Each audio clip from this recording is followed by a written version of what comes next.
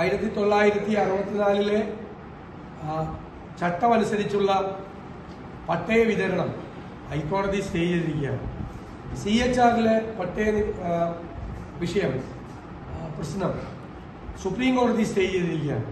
ഈ രണ്ട് കോടതിയും സ്റ്റേ ചെയ്യാനുള്ള കാരണം കേരള സർക്കാരിൻ്റെ നിരുത്തരവാദിത്തപരമായ നിലപാടാണ്. 64 നിയമവുമായി ബന്ധപ്പെട്ട പട്ടയ വിതരണം തടഞ്ഞത് കുടിയേറ്റക്കാർക്ക് പട്ടയം കൊടുക്കുന്നതും കയ്യേറ്റക്കാർക്ക് പട്ടയം കൊടുക്കുന്നതും രണ്ടായി തിരിച്ച് കോടതിയെ ബോധ്യപ്പെടുത്താൻ കഴിഞ്ഞില്ല.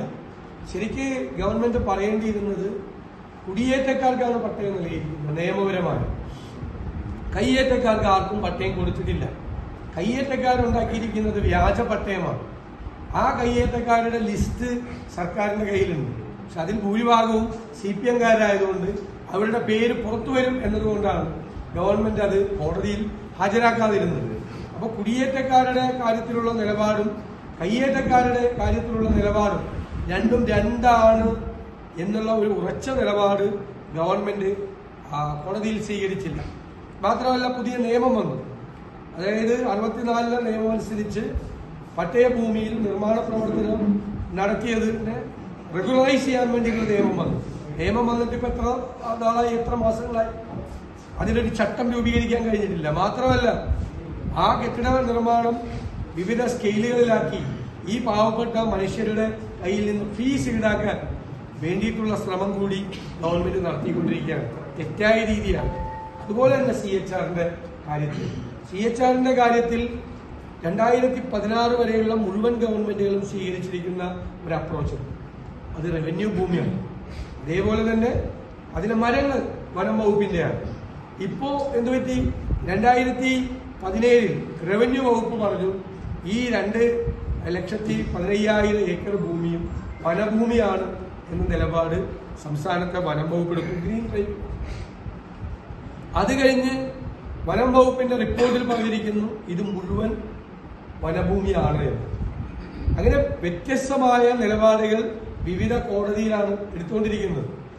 മാത്രമല്ല, CHR ഭൂമി 2,64,000 ഏക്കറാണ്. അത് 413 സ്ക്വയർ മൈലുണ്ട് എന്നുള്ള തെറ്റായ വിവരവും ഗവൺമെന്റ് പറഞ്ഞിരിക്കുകയാണ്. അത്രയില്ല. അത് എല്ലാ രേഖകളും പരിശോധിച്ചാൽ 2,15,000-ൽ പല ഏക്കർ മാത്രമേ ഉള്ളൂ. അത് മാത്രമല്ല, റിസർവ് വനം അതിനകത്താണ്. 15,000-ലധികം ഏക്കർ റിസർവ് വനം അതിനകത്താണ്. ആ 15,000 ഏക്കർ ഭൂമി മാത്രമാണ് റിസർവ് വനമുള്ളത്. ബാക്കിയുള്ളത് മുഴുവൻ റവന്യൂ ഭൂമിയാണ്.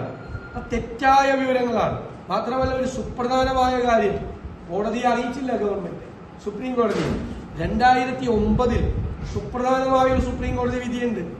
20,000-ലധികം വരുന്ന ഹെക്ടർ CHR പട്ടയം കൊടുക്കാനുള്ള വിധിയുണ്ട്. സുപ്രീം കോടതി വിധിയുണ്ട്. ആ വിധി ഇപ്പോൾ ഇത് സ്റ്റേ ചെയ്തപ്പോൾ കൊടുത്തിരിക്കുന്ന അഫിഡവിറ്റിൽ, സത്യവാങ്മൂലത്തിൽ സംസ്ഥാന ഗവൺമെന്റ് പറഞ്ഞിട്ടില്ല. 2009 സുപ്രധാനമായ സുപ്രീം കോടതി വിധി ഉണ്ടായിരുന്നു എന്ന് പറഞ്ഞാൽ ഈ സ്റ്റേ ഇപ്പോൾ ഉണ്ടാവില്ലായിരുന്നു. അപ്പൊ ഈ ഗവൺമെന്റാണ് ഈ ഹൈക്കോടതിയിൽ നിന്ന് പട്ടയഭൂമിയിലേക്കുള്ള സ്റ്റേയും 64 പട്ടയം അനുസരിച്ച് പട്ടയം വിതരണം നടത്താനുള്ള സ്റ്റേയും CHRലെ പട്ടയത്തിന്റെ സ്റ്റേയും തുടങ്ങി ഗുരുതരമായ പ്രശ്നങ്ങൾ വേറെയുണ്ട്. ഭൂമിയായി ബന്ധപ്പെട്ട് ഇപ്പോഴും വനഭൂമി നോട്ടിഫൈ ചെയ്തുകൊണ്ടിരിക്കുകയാണ്. ഈ ഗവൺമെന്റ് വന്നിട്ട് തന്നെ 12,000-ഓളം ഏക്കർ ഭൂമി ചിന്നക്കനാലിൽ ഉൾപ്പെടെ വീണ്ടും റിസർവ് ഫോറസ്റ്റായി നോട്ടിഫൈ ചെയ്തു. ഇനി ആളുകളോടെ പോയി താമസിക്കും. വനഭൂമി പ്രൊട്ടക്ട് ചെയ്യും. ബഫർ സോണിന്റെ മതികെട്ടാൽ ഉൾപ്പെടെയുള്ള സ്ഥലങ്ങളിൽ ബഫർ സോണിന്റെ വിഷയമുണ്ട്. ബഫർ സോൺ സ്റ്റേറ്റിന് തീരുമാനമെടുക്കാം. തമിഴ്നാട് ഗവൺമെന്റ് 0 ബഫർ സോൺ പറഞ്ഞു. ഇപ്പൊ Kerala government 1 kilometre buffer zone പറഞ്ഞിരിക്കുകയാണ്. വേറെ ഭൂമി റിസർവ് ഫോറസ്റ്റ് ആണെന്ന് പറഞ്ഞ് ജനവാസമുള്ള പ്രദേശങ്ങളിൽ നോട്ടിഫൈ ചെയ്യും. ഒരുപാട് പട്ടയ പ്രശ്നങ്ങളുണ്ട്. ഇനി ഇടുക്കി പദ്ധതിയുമായി ബന്ധപ്പെട്ട ഏരിയയിൽ പട്ടയം കൊടുക്കേണ്ടത് 10 ചെയിനിലെ പ്രശ്നങ്ങളുണ്ട്. ഉമ്മൻചാണ്ടിയുടെ ഗവൺമെന്റിന്റെ അവസാന കാലത്ത് ജണ്ട ഒഴിച്ചുള്ള മുഴുവൻ ഭാഗങ്ങളും പട്ടയം കൊടുക്കാൻ തീരുമാനിച്ചതാ. ഇപ്പൊ കൊടുക്കുന്നില്ല. എല്ലായിടത്തും പ്രശ്നമാണ്. ഒരുപാട്. പിന്നെ ഏലത്തിന്റെ കുത്തകപ്പാട്ടം പുതുക്കി കൊടുക്കുന്നില്ല. എന്തെല്ലാം ഒരുപാട് സ്ഥലത്ത് പ്രശ്നങ്ങളുണ്ട്. വ്യാപകമായ പ്രശ്നങ്ങളുണ്ട്. ഇതൊന്നും അഡ്രസ് ചെയ്യാൻ സർക്കാർ തയ്യാറാവുന്നില്ല.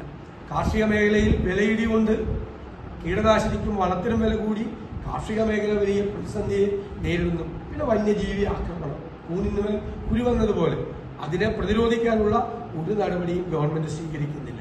ഇടുക്കി ജില്ലയിലെ ഭൂമി പ്രശ്നങ്ങളെ കുറിച്ച് UDFന് കൃത്യമായ നിലപാടുണ്ട്. UDF അധികാരത്തിൽ വന്നാൽ ഈ പ്രശ്നങ്ങൾക്ക് ഞങ്ങൾ പരിഹാരം ഉണ്ടാകും. 64-ലെ പട്ടയം അത് കൊടുക്കുന്ന സമയത്ത് അവിടുത്തെ നിർമ്മാണ പ്രവർത്തനങ്ങൾ റെഗുലറൈസ് ചെയ്യുമ്പോൾ 1 രൂപ പോലും ഫീസ് ഈടാക്കാതെ ഞങ്ങൾ നിബന്ധനകളില്ലാതെ അത് റെഗുലറൈസ് ചെയ്യും. അതുപോലെ ജെൻഡ ഒഴിച്ചുള്ള മുഴുവൻ ഭാഗങ്ങളിലും പട്ടയം കൊടുക്കാൻ വേണ്ടിയിട്ടുള്ള തീരുമാനമെടുക്കും. CHRനെ സംബന്ധിച്ച് അത് റവന്യൂ ഭൂമിയാണ് എന്നുള്ള ഉറച്ച നിലപാട് ഞങ്ങൾ സ്വീകരിക്കും.